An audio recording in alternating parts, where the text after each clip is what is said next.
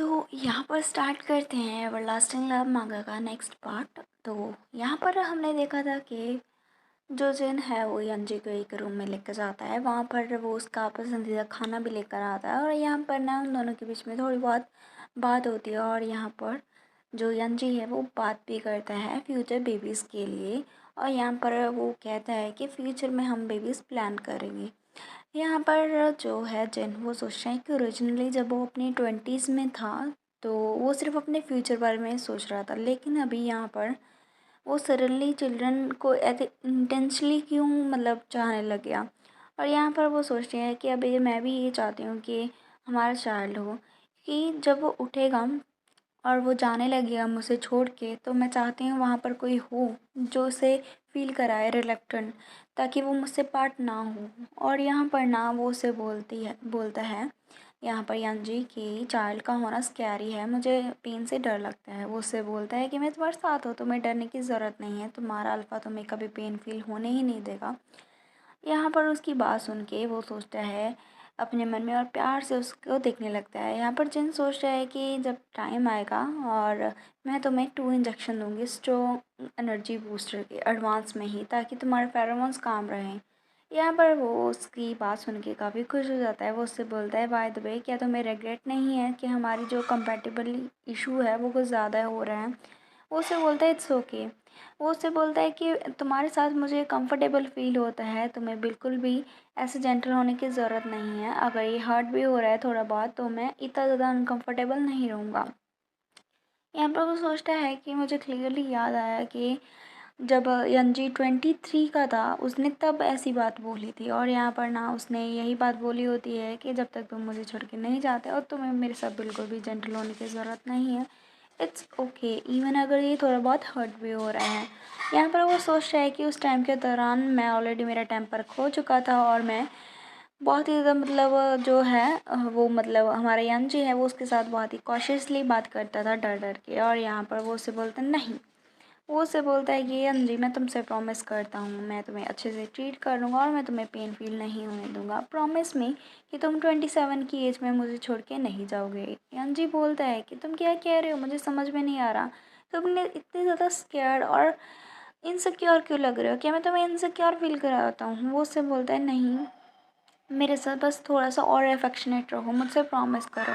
वो एक दूसरे के साथ होते हैं और किस करते हैं और यहाँ पर वो सोचता है कि ऐसा लग रहा है कि मैं अच्छे से नहीं कर रहा हूँ। और यहाँ पर जो यंजी है वो सोचता है कि मैं अच्छे से नहीं कर रहा हूँ, मुझे लगता है कि मैं मेरी जो अल्फ़ा है उसे एंशियस और इनसिक्योर फील करता हूँ, क्योंकि वो हमेशा ही ऐसा फील करता है, वो हमेशा ही कॉशियस रहता है। वो उसे बोलता है वेट अ मोमेंट, तभी वो कुछ ढूंढने जाता है जिनको समझ में नहीं आता। वो यहाँ पर एक चिट लिखता है और उससे बोलता है कि मैं तुम्हें 27 की एज पे भी प्यार करूँगा। वो उससे बोलता है आई प्रॉमिस। और यहाँ पर वो उससे बोलता है कि अगर मैंने ऐसा नहीं किया तो तुम मुझे शू कर सकते हो, मतलब मेरे ऊपर केस कर सकते हो। वो उससे बोलता है कि कौन ऐसा ट्राइवल सा मतलब ऐसा छोटा मोटा लॉसूट हैंडल करता है। वो उससे बोलता है ऑक्शन एंड जल्दी ही होने वाला है तो मुझे अपीयरेंस करनी है, तुम ऐसा करो सेकंड फ्लोर पे ही रहो और यहाँ पर सीट वगैरह सभी अरेंज की गई हैं। उसके बाद तुम जो फर्स्ट फ्लोर है उसके जो डिस्प्ले होगा जो भी चीज़ वो भी तुम्हें वहाँ से दिखाई देगी। तो जाता है हमारे यंजी सेकंड फ्लोर की ओर और यहाँ पर वो जो युनमी होता है वो भी होता है। वो उससे बोलता है कि मैंने 2 पीसेस लिए हैं, क्या तुम ईट करना चाहोगे। वो उसे थैंक यू बोलता है। तभी यहाँ पर जो युनमी है वो उससे बोलता है लू जल्दी ही डिस्प्ले करने वाला है। यहाँ पर वो सोचता है अपने मन में कि ये बहुत ही ज़्यादा हार्ड है, उसे डर है कि एनजी स्टिमुलेट होगा, तो उसने सभी को बोला है कि लू शेंगजन जो उसके सामने कोई भी नाम ना ले, इसलिए उसने सिर्फ लू बोला था और वो रुक गया था। यहाँ पर वो सोच रहा है इवन कि डॉक्यूमेंट जो है नेम जो भी है उस पर प्रिंट किया हुआ नेम भी सिर्फ और सिर्फ लू शेंगजन नहीं है, मतलब कि वो सिर्फ सीक्रेटली में कंडक्ट किया गया है, वहाँ पर नेम अलग है। यहाँ पर वो उससे बोलता है कि बाय द वे मेरा बहुत ही जल्दी एक न्यू एडिशन होने वाला है मेरी बुक का, तो मैं तुम्हें एक जो वन एंड लास्ट कॉपी तुम्हें दे रहा हूँ। तो वो उसे अच्छे से ले लेता है और उससे बोलता है कि क्या ये रियल कॉपी है।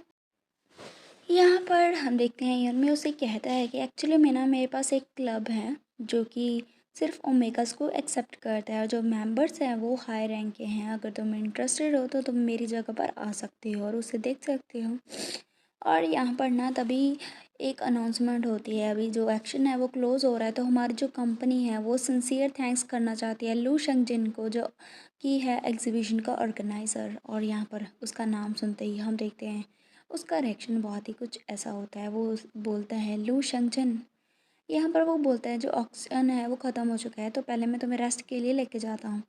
यहाँ पर जो है हमारा यन वो सोचता है, उसे देखती है, उसे लगता है, उसे मतलब लगा था कि जो यंजी है उसे कुछ प्रॉब्लम है, लेकिन शायद उसे वो समझ में आ चुका है कि शायद उसकी याददाश्त वगैरह कुछ चली गई है, इसलिए लू शेंगजन ने मना किया था। और यहाँ पर उसका नाम आते ही यंजी का रिएक्शन कुछ ऐसा होता है। वो सोचता है कि तुम्हारे अल्फ़ा का नाम क्या है। और यहाँ पर वो सोचता है कि इतने मन से हम अपने एक दूसरे के साथ हैं और मैंने ये कभी भी नहीं सोचा कि मेरे अल्फ़ा का नाम क्या है, क्योंकि मुझे पता था कि मैं सर्टेन था कि मैं जानता हूँ। और यहाँ पर ना उसकी ऐसे हालत को देख के यन्मी उसे बोलता है, यन। यहाँ पर उसे काँपते हुए देख के यन्मी सोचता है अपने मन में कि एक बार वो बहुत ही ज़्यादा डीपली हर्ट हुआ था, तो वो मेमोरी कभी ना कभी वापस आनी थी। तो ये बिल्कुल थोड़े से वक्त की ही मोहताज था, मतलब शेंगजिन है जो, उसे कभी ना कभी ये फेस करना ही था। इसे कोई फ़र्क नहीं पड़ता वो कितना अवॉइड करना चाहता है, वो सिर्फ उसका नाम लेता है यंजी। यहाँ पर हम सोचते हैं कि उसका नेम लू शेंगजिन कैसे हो सकता है।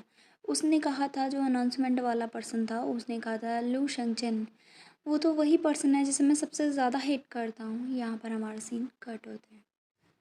तो नेक्स्ट चैप्टर की शुरुआत होती है। यंजन बाहर होता है टेरेस पे और सोचता है कि उसका जो नेम है, जैसे ही मेरी मेमोरी में आता है मुझे बहुत डर सा लगने लगता है। वो मेरी बहुत ज़्यादा फ्राइटनिंग मेमोरी है और वो नेम मेरी अल्फ़ा को बिलोंग करता है। लेकिन क्यों मैं इस नेम को इतने ज़्यादा हेट क्यों करता हूँ। वो स्मोक कर रहा होता है और सोचता है कि मुझे मेरे स्टमक में सडनली ऐसे दर्द क्यों होने लगा, मुझे नॉसेंस फील हो रहा है। तभी अचानक से यहाँ पर जिन आता है, उसे स्मोक ले लेता है और उससे बोलता है कि तुम रूफटॉप पे आके स्मोक क्यों करने लगे। हम देखते हैं कि वो कितना ज़्यादा आउट ऑफ ब्रीथ हो चुका है, मतलब वो भाग कर आया है। यहाँ पर वो उससे बोलता है, यंजन क्या तुम्हारे साथ कुछ गलत है। वो उससे बोलता है मुझे नहीं पता। और यहाँ पर वो सोचता है कि मुझे ये भी नहीं पता कि मैं इतना ज़्यादा स्किल्ड क्यों हूँ स्मोकिंग करने में। और यहाँ पर वो उससे बोलता है कि क्या तुमने मुझसे कुछ छुपाया है। उसकी बात को सुन के ही जिन जो है नर्वस हो जाता है। वो सोचता है कि उसने सुन लिया, जब मोमेंट जब मेरा नेम मेंशन हुआ था इसने सुन लिया था। अभी सब चीज़ ख़त्म हो चुकी है, मुझे नहीं पता है कि और कितने दिन बाकी हैं, मैं उसे और कितने टाइम ऐसे हक कर पाऊँगा। मैं रैदर क्विक और बहुत ही ज़्यादा पेनलेस डेथ मरना पसंद करूँगा। वो उसे कंसोल करता है और उसे बोलता है कि तुम्हारा नेम बस उस पर्सन की तरह सेम मिलता है जिसे मैं डिसलाइक करता हूँ, ये तुम्हारा फॉल्ट नहीं है। अभी तक जो यंजी है उसका मेमोरी पूरी तरह से वापस नहीं आई है। यहाँ पर वो उससे बोलता है कि क्या तुम उसे इतना ज़्यादा हेट करते हो। वो उससे बोलता है, हाँ प्रॉबेबली मैं उसे हेट करता हूँगा, अदरवाइज़ इतना क्लियरली मेरी मेमोरी में मैं उसे रिमेंबर नहीं करता। फिर वो उससे बोलता है चलो घर चलते हैं। घर का नाम सुन के उसे थोड़ा सा अच्छा लगता है। तभी एक वीक बाद का सीन होता है और यहाँ पर वो सोचता है कि शायद वो बहुत ही जल्दी सब चीज़ें याद कर लेगा, मे बी टुमारो। और फिर वो हर एक चीज़ रिमेंबर करेगा और यहाँ से चला जाएगा। और यहाँ पर फिर वो काँपने लग जाता है, सोचता है ये फीलिंग ये बिल्कुल वैसी ही है, एक प्रिजनर जो कि अपनी जजमेंट का वेट कर रहा है। और यहाँ पर वो सोचता है कि बस वेट कर रहा है कि फाइनल स्ट्रोक कब गिरेगा। और यहाँ पर अपना कोट उठाता है, सोचता है कि मैं और ज़्यादा वेट नहीं कर सकता। यहाँ पर वो घर जाने लगता है। घर पर वो पार्क करता है अपनी गाड़ी और अंदर आता है तो यहाँ पर कोई नहीं होता और उसे डर लगता है। वो बोलता है वो चला गया, घर पर कोई नहीं है, वो यहाँ से चला गया। और यहाँ पर हम देखते हैं उसके हाथों से चाबी नीचे गिर जाती है और वो नीचे गिर जाता है और यहाँ पर वो रो रहा होता है। और यहाँ पर शायद वो खुद की जान लेने की कोशिश कर रहा होता है, शायद, अभी नहीं हमें पता। यहाँ पर यंजी आता है और उसे बोलता है कि तुम आज जल्दी आ गए, मैं तुम्हारे लिए स्नैक्स लेकर आया था, टैनमेंग ने मुझे कहा था। यहाँ पर ना उसे ऐसे नीचे देखते उससे बोलता है कि तुम यहाँ पर क्या कर रहे हो, क्या तुम अपनी लाइफ गिव अप कर रहे हो। फिर उसे हक करता है। वो उससे बोलता है कि अगर तुम घर जा रहे हो ना, मतलब छोड़ के, तो एटलीस्ट मुझे बता के जाना। तो वो उससे बोलता है ठीक है। और फिर वो उससे बोलता है चलो पहले मुझे जाने दो, मुझे मूव भी करना है, फ्लोर को मतलब गंदा हो पड़ा है उसे साफ़ करना है। वो उससे बोलता है कि हम बाद में इसे कर लेंगे और उसे अपने रूम में ले जाता है। अभी रात का सीन दिखाया जाता है, वो दोनों बैठे होते हैं यहाँ पर ना, वो एग्जॉस्ट हो जाता है और यहाँ पर ना वो बेहोश हो जाता है। यहाँ पर यंजी जागता है, वो सोचता है कि इसके साथ क्या गलत है। वो पहले बेड पे था और सूथिंग फेरोमोन रिलीज़ कर रहा था अनकंट्रोलेबली, और यहाँ पर फिर वो पास्ड आउट हो गया एग्जॉशन के कारण। यहाँ पर वो उसे बैक हक किए होता है और यहाँ पर यंजी सोच रहा होता है कि बी गुड, अभी मुझे वॉशरूम भी जाना है तो मुझे जाने दो।